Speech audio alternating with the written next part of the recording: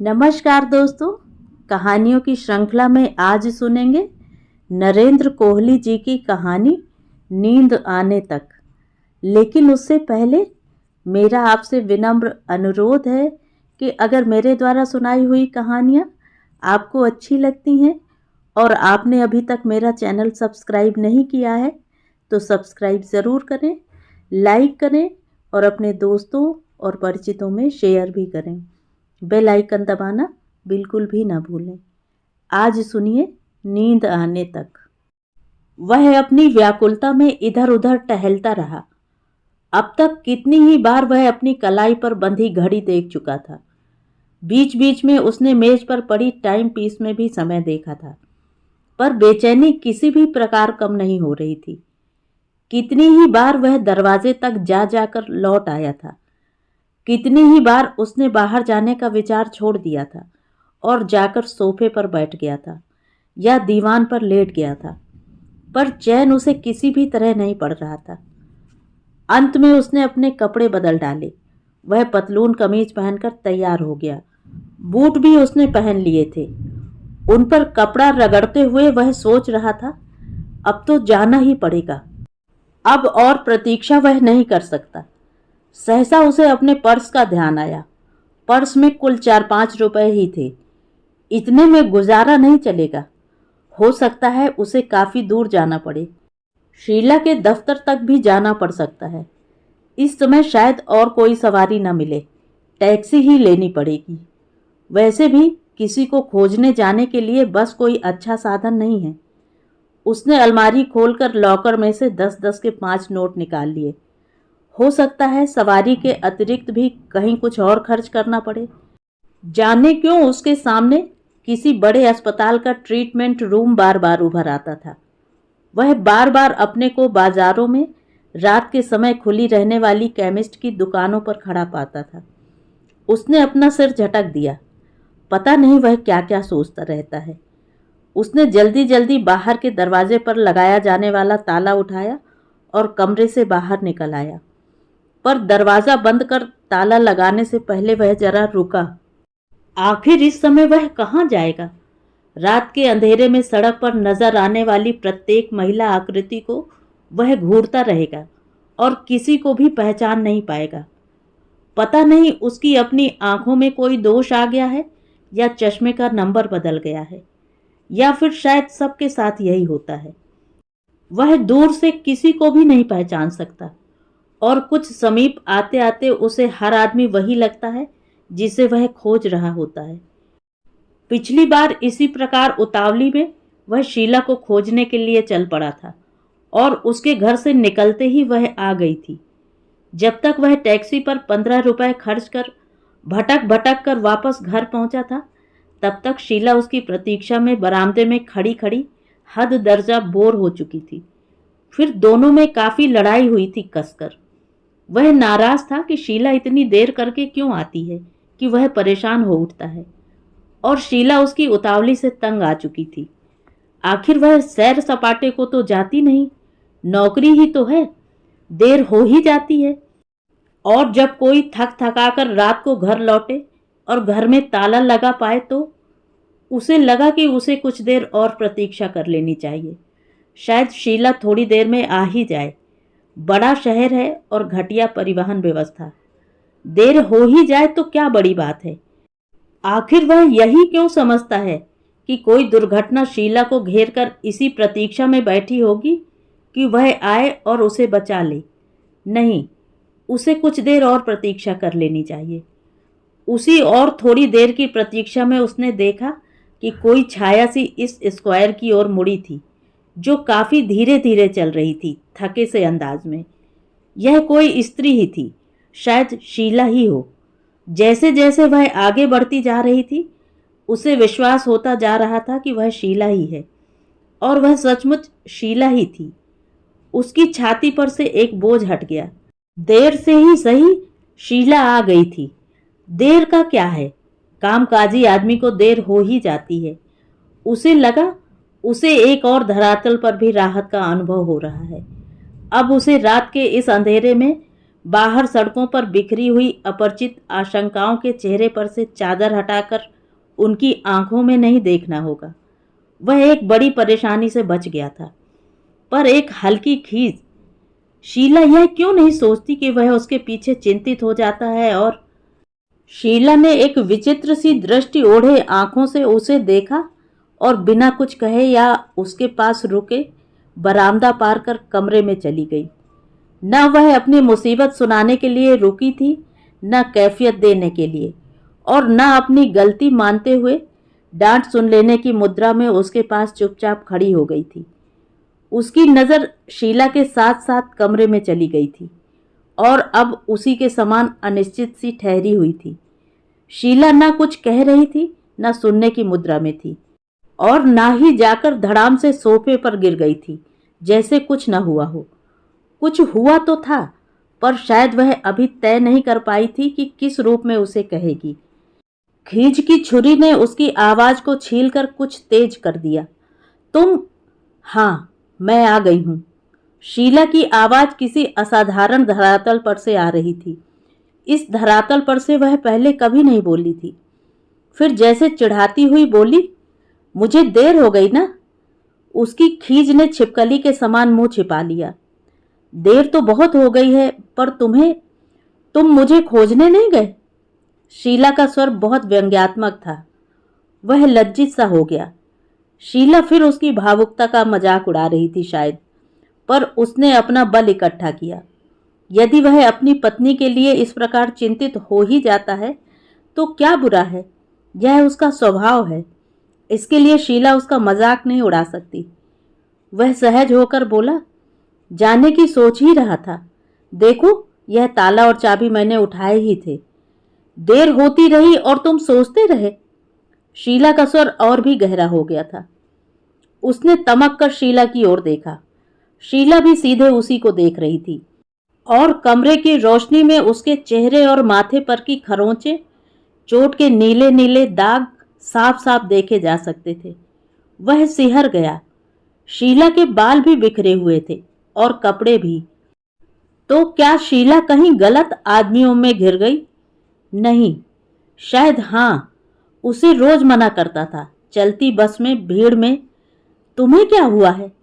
वह पूछ भर सका, और शीला ने जैसे अपने चेहरे की रेखाओं को ढील दे दी। अब तक शायद वह सोच रही थी कि वह उसका सामना कैसे करे। अब सामना हो गया था। तुम रोज सोचते थे ना कि कहीं एक्सीडेंट ना हो जाए। मैं रोज तुम्हें समझाती थी, पर आज हो गया ना। मैं पहले ही घबरा रहा था। वह उसके पास चला आया। चोट ज्यादा तो नहीं आई? कुछ लगा दूं? डिटॉल। उसका स्वर बहुत मुलायम हो गया था, जैसे घावों को सहलाना चाहता हो। शीला ने कोई उत्तर नहीं दिया। वह आगे बढ़कर सोफे पर बैठ गई। नहीं, डिटॉल वाली कोई चोट नहीं है। मैं बहुत थक गई हूँ। उसने निढाल होकर आंखें बंद कर लीं और सोफे पर पूरी तरह से लेट गई। उसे लगा कि वे लोग अब आरंभिक दूरी तय कर ऐसे स्थान पर आ चुके हैं जहां वह उस घटना के विषय में पूछ सकता है और शीला बता सकती है। वह उसके पास आ गया। पर हुआ क्या? शीला वैसे ही आंखें बंद किए लेटी रही और धीरे से बोली, वही बस का चक्कर। उसकी दबी खींच उकस पड़ी। चलती बस में चढ़ने की कोशिश की थी ना? मैंने तुम्हें कितनी बार समझाया है। शीला ने उसकी बात काट दी। नहीं, चलती बस में चढ़ी उतरी नहीं हूं। तुम्हारे समझाने को मैं समझ गई हूं। तुम्हारा समझाना खाली नहीं जाता।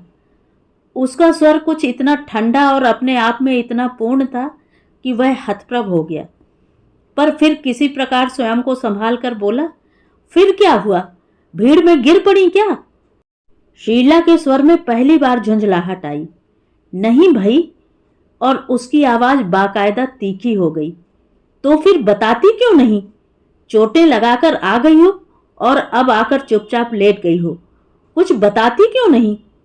पहले मैं इंतजार में मरता रहा, अब पूछता हूं तो कोई उत्तर नहीं मिलता। शीला की आंखें झटके से खुल गईं और वह उठकर बैठ गई, जैसे कोई बहुत तीखी बात कह देगी। पर सहसा ही उसका मन बदल गया। जितनी ही उग्र होकर वह उठी थी, उतनी ही शांत होकर सोफे में धसक गई। बताती हूँ, पहले एक गिलास पानी पिलाओ प्लीज। वह पानी लेने भीतर चला गया और शीला जैसे एक बार चैतन्य होकर उठ बैठी। उसने अपने पर्स में से कॉम्पैक्ट बॉक्स निकाला और उसके शीशे में अपने चेहरे को ध्यान से देखा, जैसे किसी व्यतीत घटना का निरीक्षण कर रही हो। फिर उसने खरोंचों और नीले निशानों पर अंगुलियां फेरकर जैसे उनका अनुभव किया। वह पानी ले आया था। शीला ने कॉम्पैक्ट बॉक्स बंद किया और उसे पर्स में डाल पर्स भी बंद कर दिया। उसने पानी पिया और खाली गिलास सोफे के साथ रखी तिपाई पर टिकाकर फिर लेट गई। उसने फिर से आंखें बंद कर ली थी। वह प्रतीक्षा करता रहा कि शायद शीला कुछ कहेगी, पर वह आंखें बंद किए बहुत ही शांत मुद्रा में लेटी हुई थी।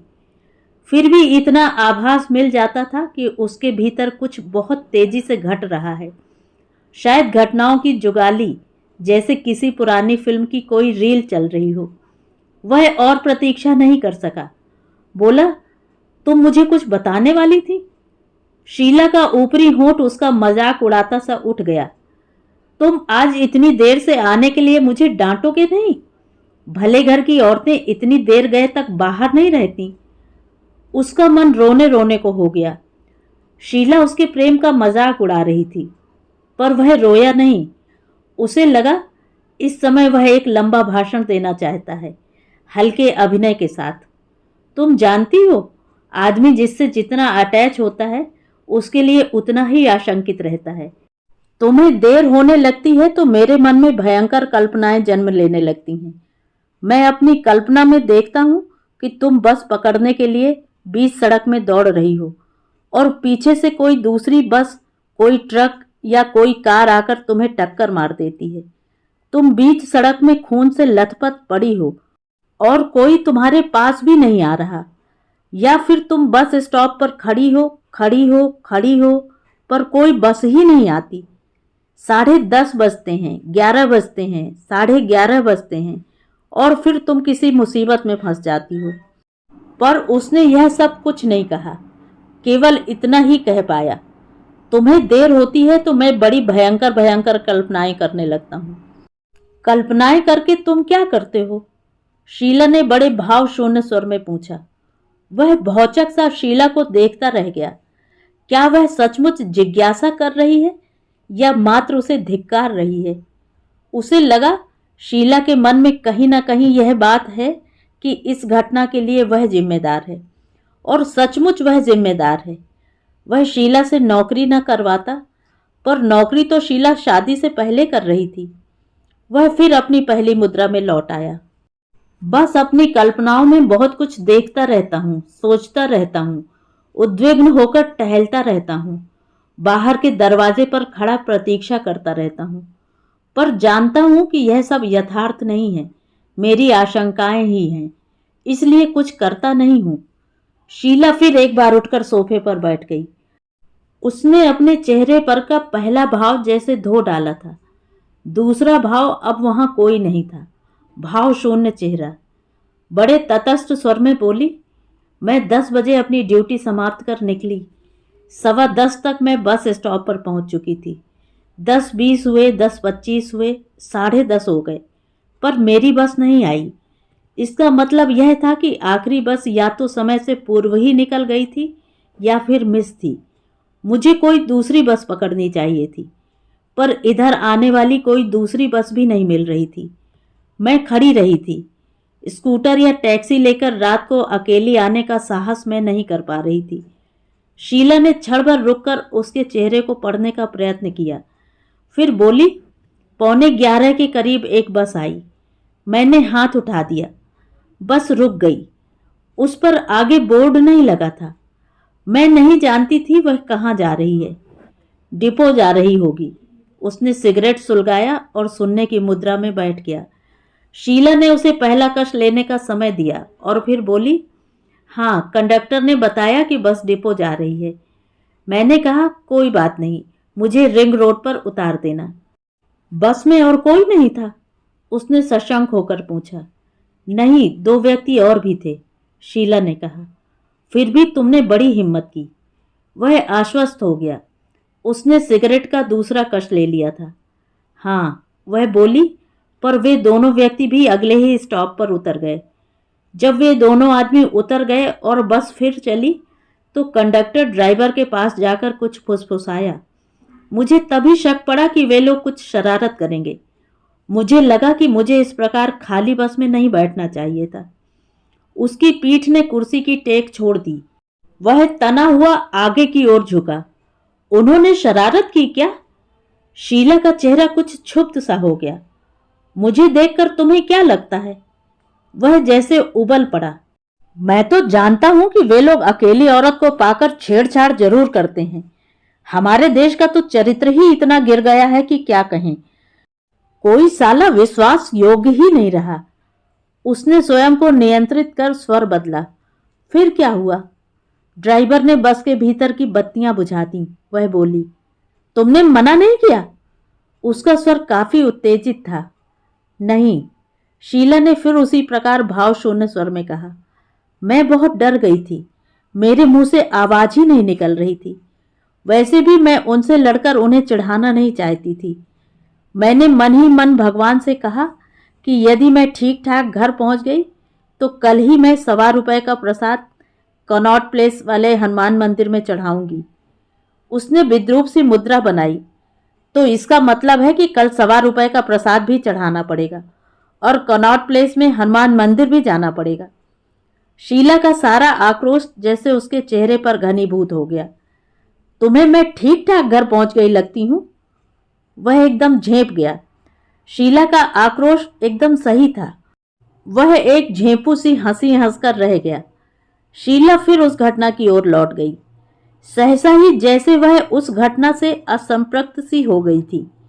उसके मन में न तो ग्लानि थी न आक्रोश। वह तटस्थ हो गई थी, जैसे घटना उसके साथ नहीं किसी और के साथ घटी हो। उसका संबंध जैसे घटना सुनाने तक ही हो। वह घटना को पूरी सूक्ष्मता और विस्तार के साथ सुनाने को उत्सुक हो। जैसे जैसे घटना वह सुनाएगी वैसे वैसे ही घटना का विस्तार उसके भीतर से निकलकर बाहर संसार में खो जाएगा। ड्राइवर ने बत्तियां बुझा दी तो कंडक्टर प्यार किया तो डरना क्या गुनगुनाता हुआ पीछे की ओर लौटा और आकर मेरे साथ बैठ गया। मुझे उसकी बदतमीजी पर बहुत क्रोध आया और उस क्रोध में भय न जाने कहाँ छिप गया। मैं तमक कर बोली, सारी बस खाली पड़ी है, आप कहीं और क्यों नहीं बैठते? उसकी नसों में एक सनसनी सी दौड़ गई। घुटी सी आवाज में बोला, वह उठ गया क्या? शीला का स्वर अब भी कोल्ड था। नहीं, उठा कहाँ। उसने मेरी बात पर कोई ध्यान ही नहीं दिया। उल्टे मेरे और पास सरक आया, बल्कि एकदम सटकर बोला, मेरी जान, इतनी नाराजगी भी क्या? वह उत्तेजना में उठकर खड़ा हो गया। उसने झटके से सिगरेट फेंककर बूट से कुचल दी। अच्छा, तुमने उस बस का नंबर नोट किया है? शीला पर उसकी उत्तेजना का कोई प्रभाव नहीं पड़ा। उसने जैसे बहलाते हुए कहा, हाँ, नंबर तो मेरे पास है, पर सुनो अभी। मैं समझ गई कि आज कुछ ना कुछ होगा। मैंने कंडक्टर को जोर का धक्का दिया। वह सावधान नहीं था, सीट से नीचे गिर पड़ा। मैं जोर से चीख कर बोली, ड्राइवर, गाड़ी रोको। वह जड़ सा उसकी ओर देखता रहा और शीला कहानी सुनाने के अंदाज में बोलती गई।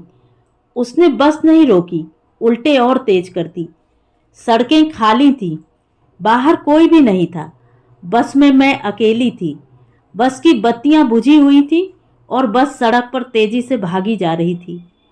फिर तुम छूटी कैसे? उसने धीरे से हलक में अटकी थूक निकलकर पूछा। फिर कंडक्टर उठा और एकदम मुझ पर झपट पड़ा। मैंने अपना सैंडल उतार लिया। पहनकर भी आज स्टील हील वाला गई थी। चांस की बात है। खूब पीटा उसे। उसके चेहरे पर काले नीले दाग पड़ गए। उसके सिर से खून निकल आया। अच्छा किया तुमने। वह तनावपूर्ण हंसी हंसा। मैं होता तो और पीटता। शीला ने उसकी ओर देखा। वह उसे ऐसे देख रही थी जैसे कोई वयस्क शेखी मारते हुए बच्चे को देखता है।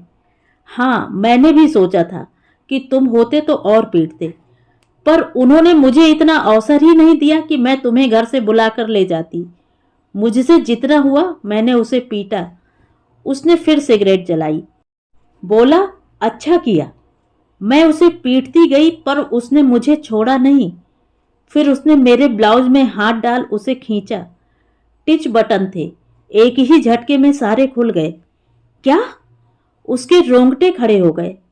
लाओ, मुझे बस का नंबर दो, मैं अभी कुछ करता हूं। हॉरिबल, इस देश में कोई कैसे रहेगा? यहां किसी मां बहन की इज्जत सुरक्षित नहीं है। शीला ने उसकी चिंता नहीं की।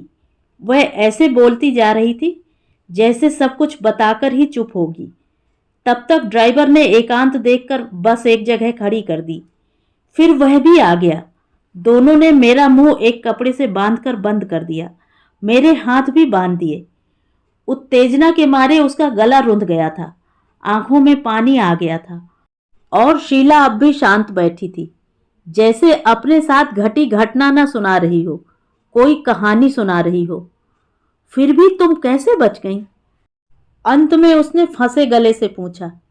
बची कैसे? शीला एक विचित्र सी हंसी हंसी। बची कहाँ? और वह हंसते हंसते रो पड़ी। पहली बार उसे लगा कि यह सब उसी के साथ घटा है, और जो कुछ घटा है वह उसे बहुत गहरे कहीं काट गया है। उन दोनों ने बारी बारी, उसने अपने दोनों हाथों से चेहरा ढक लिया। वह सिसकियां ले लेकर रो रही थी। वह हतप्रभ मूड सा खड़ा रह गया, जैसे सब कुछ सुन्न हो चुका हो। और फिर धीरे धीरे जड़ता की चादर के नीचे से कुछ भाव उदित हुए। उसके मन में आक्रोश था, पर उसके साथ साथ एक भय भी था। उसने काफी देर के पश्चात पहचाना कि इस सारी घटना को सुनकर वह केवल भयभीत हुआ था, और जो आक्रोश था वह भी शीला के प्रति ही था। तुमने उन्हें रोका क्यों नहीं? तुमने उनका विरोध क्यों नहीं किया? उसने काफी चीख कर ही कहा। शीला रोते रोते सहसा चुप हो गई। उसकी आंखों में अब वेदना नहीं थी। उसे लगा कि इस बात की आशंका उसे कहीं पहले से ही थी। उसके मन ने स्वीकार नहीं किया था, पर उसकी चेतना को शायद मालूम था कि उसका पति कदाचित, शायद उसे अपने पति से लड़ना पड़े अपनी ईमानदारी जताने के लिए। वह खींचकर बोली, जो कुछ मैंने तुम्हें बताया उसमें किस बात से तुम्हें लगा कि मैंने उनका विरोध नहीं किया? पर शीला की बात से उसका क्रोध कम नहीं हुआ। जब तक ड्राइवर नहीं आया था, कंडक्टर अकेला था, तुम बस से कूद क्यों नहीं पड़ी? शीला की आंखें आश्चर्य से कुछ फैल गईं। तुम्हारा मतलब है मैं पूरी स्पीड से भागती हुई बस में से कूद पड़ती? तुम तो कहते थे कि चलती बस में उतरा चढ़ा मत करो। तुम शायद अंदाजा ही नहीं लगा सकते कि बस कितनी तेजी से जा रही थी। यदि मैं कूद पड़ती तो अवश्य ही मर जाती। मुझे कोई ताकत नहीं बचा सकती थी। उसने शीला को घूर कर देखा। क्या तुम्हारा मर जाना अधिक श्रेयस्कर नहीं था? तुम मुझे किस मुंह से बताने आई हो कि तुम्हें दो पुरुषों ने? यदि तुम पहले न मरी तो बाद में मर जाना चाहिए था।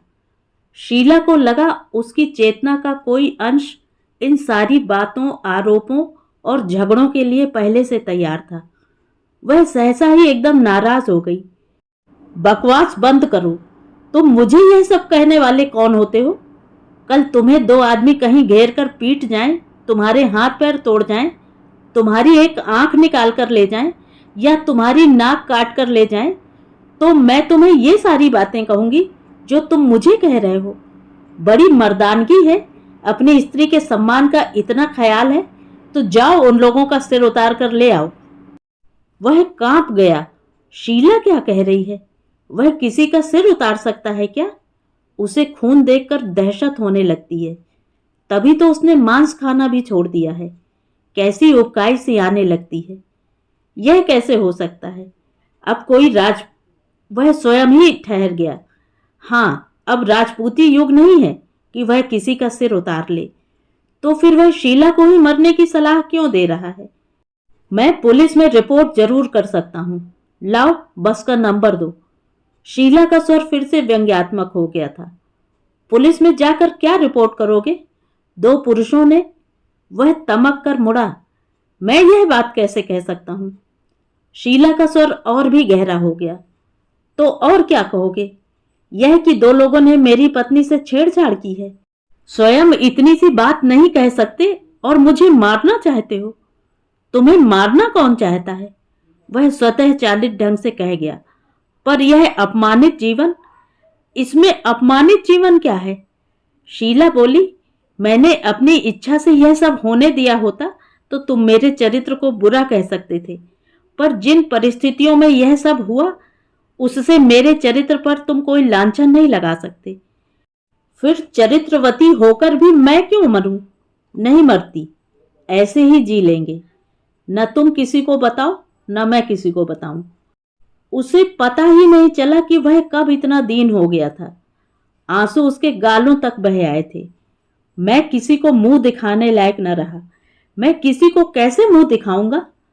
शीला ने उसे घूरा, फिर जैसे डांट कर बोली, क्यों, तुम्हें क्या हुआ है? तुम तो रेप नहीं हुए। जो मेरे साथ हुआ वह मेरे साथ है। तुम्हारे मुंह को उससे क्या हो गया? इस डांट से वह नाराज हो गया।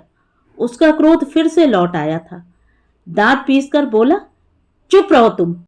तुम्हारे स्थान पर कोई और स्त्री होती तो उसने अब तक सिर पटक पटक कर प्राण दे दिए होते, और तुम मजाक कर रही हो। देखो, जो कुछ मेरे साथ हुआ उससे मैं खुश नहीं हूं, वह ठंडे स्वर में बोली, पर उसमें मेरा रत्ती भर भी दोष नहीं, इसलिए मेरे भीतर ग्लानि नहीं है। इतनी सी बात के लिए मैं मरना नहीं चाहती। मैं मरने से इनकार करती हूं।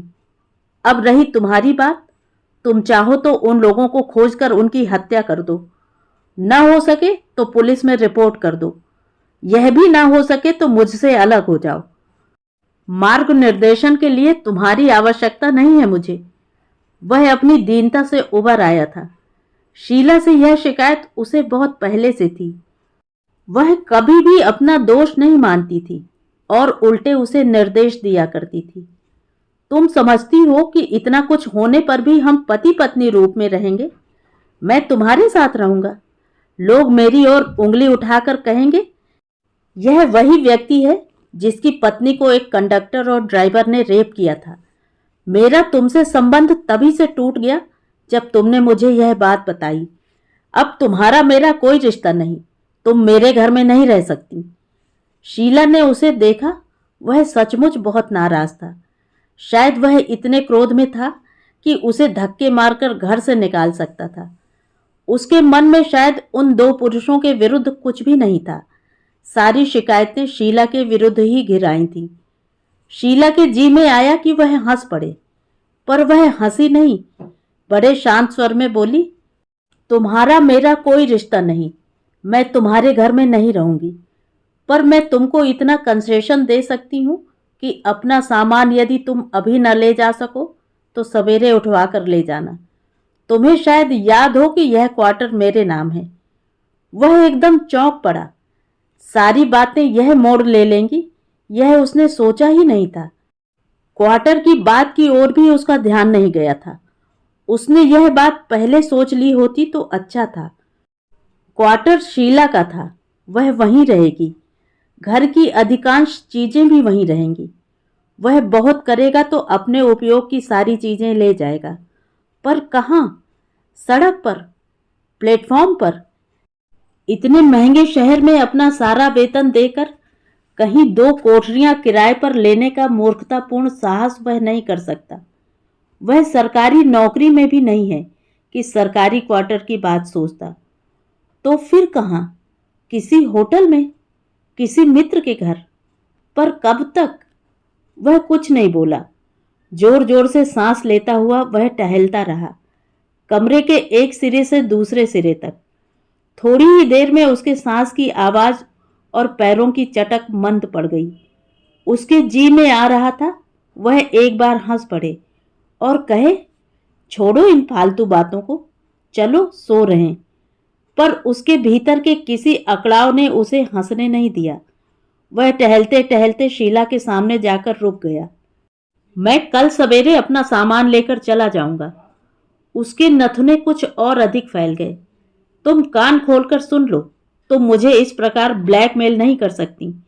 इस तरह तो कल मैं फ्लश खराब होने की रिपोर्ट लिखाने नहीं जाऊंगा या दाल के डिब्बे में घुसा हुआ चूहा मार सकूंगा। तुम ब्लैकमेल करोगी। तुम्हारे किसी और पुरुष से संबंध हो जाएंगे तो भी तुम मुझे ब्लैकमेल करोगी। शीला को लगा कि उसका भीतर जैसे चटक कर दो भागों में बट गया है। एक भाग जैसे अपने पति को मना लेना चाहता है।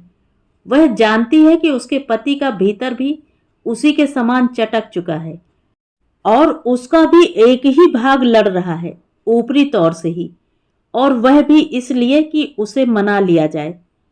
सहसा वह रो पड़ी। मैं कितनी दुखी हूं। यदि आज हम समझौता भी कर लें तो क्या, कल हमारे बच्चे होंगे। उन्हें जब पता चलेगा कि उनकी मां के साथ क्या हुआ तो क्या वे लोग आत्महत्याएं नहीं करेंगे। हे भगवान, मेरे कारण मेरे पति और बच्चे। उसका अकड़ाव कहीं से पिघल गया। पहली बार शीला ने दोष अपने सिर लिया था। पहली बार वह दीन हुई थी। उसने देखा वह अब भी सिर झुकाए रोती जा रही थी। वह उसके पास चला आया, सांत्वना देता हुआ सा बोला, अब सो जाओ। तुम भारत की महान नारी हो, तुमसे लोग प्रेरणा लेंगे। कैसे एक निहत्थी स्त्री ने दो दो नर पशुओं से लड़ाई की। पर फिर भी तुम सो जाओ। दिन भर की तुम थकी हुई हो, कल भी तो काम पर जाना है। शीला ने सिर उठाया और आंसू पोंछ लिए। सो जाती हूं, पर तुम सवेरे अपना सामान लेकर तो नहीं जा रहे हो ना। उसे फिर देखेंगे, तुम सो जाओ। वह बोला, जरा शीशे में देखो तो तुम्हें पता चले तुम्हारा चेहरा कितना कुम्हला गया है। शीला ने हल्के से मुस्कुराने का प्रयत्न किया और ठुमक कर बोली, नहीं, पहले तुम कहो कि कल सवेरे तुम नहीं जा रहे हो। नहीं तो मुझे यह सोच सोच कर नींद नहीं आएगी कि कल से इस क्वार्टर में मुझे अकेली को रहना है। हाँ, तुम डरती बहुत हो। उसने शीला की बात मान ली। अच्छा, नहीं जाऊंगा। वैसे भी तुम्हें अकेली को बहुत परेशानियां होंगी। तुम अकेली मुकदमा कैसे लड़ोगी। शीला ने फिर उसे देखा। यह अभी तक मुकदमे की बात कर रहा है। ऐंठ की कोई गांठ अभी बाकी है शायद। अच्छा, सो जाएं अब, उसने पूछा। हाँ, चलो सो जाएं, मुझे भी नींद आ रही है, उसने कहा और चुपचाप अपने पलंग पर जा लेटा। तो ये थी कहानी। कहानी आपको कैसी लगी कमेंट करके ज़रूर बताएं।